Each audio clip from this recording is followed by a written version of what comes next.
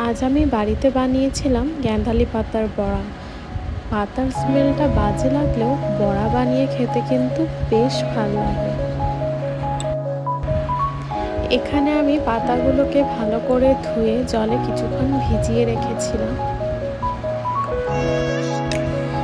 তারপরে একটা বাটিতে একটু মসুর ডাল আর একটু আতপ চাল নিয়ে ভালো করে ধুয়ে সেটাকেও জলে কিছুক্ষণ ভিজিয়ে রেখেছিলাম, প্রায় আধা ঘন্টা মতো।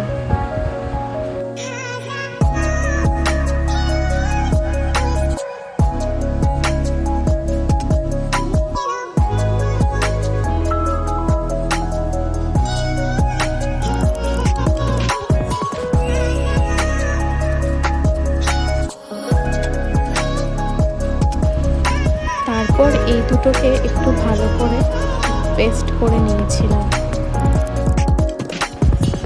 তারপরে ওই পাতাগুলোকেও মিক্সিতে একটু ভালো করে পেস্ট করে নিয়ে একটা বাটির মধ্যে পুরো পাতার পেস্টটা ঢেলে নেওয়ার পরে চাল আর ডালের ওই পেস্টটাও এই পেস্টটার মধ্যে ঢেলে নিতে হবে।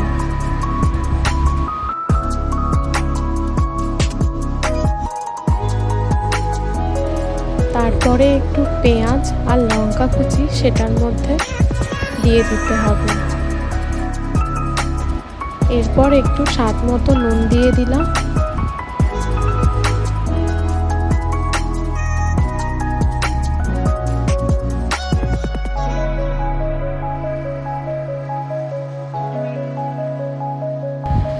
ব্যাস, এবার একটু ভালো করে মাখিয়ে নেব।